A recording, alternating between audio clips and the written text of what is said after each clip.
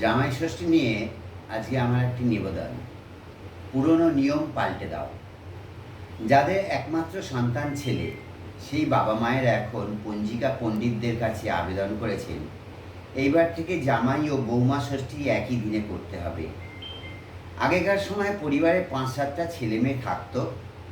ছেলে জামাই ষষ্ঠী করতে গেলেও বাড়িতে মেয়ে জামাই আসতো।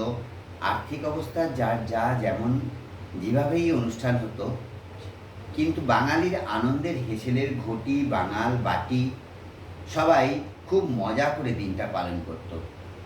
এখন সব কিছুই হয়ে গেছে লোক দেখানো থিমের পুজোর মতো।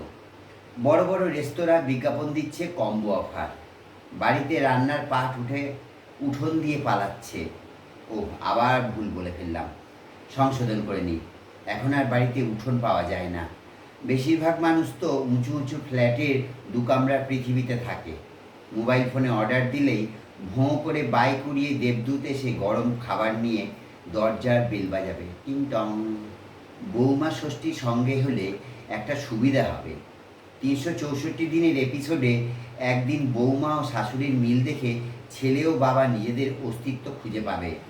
আধুনিক সমাজের ক্যালেন্ডারে নারীর অধিকার পুরুষের সঙ্গে সমানভাবে প্রতিষ্ঠিত। তাই শুধু জামাই ষষ্ঠী নয়, সঙ্গে বৌমা ষষ্ঠীও চলুক। জামাই হাতে মাছ আর দইয়ের হাঁড়ি ঝুলিয়ে আনার পাশাপাশি বৌমা ও শাশুড়ির জন্য মেকআপ কিট ঝুলিয়ে আনবে। হীরের টুকরো জামাইয়ের পাশে দেখুন কেমন মানিয়েছে সোনার বৌমাকে। নমস্কার।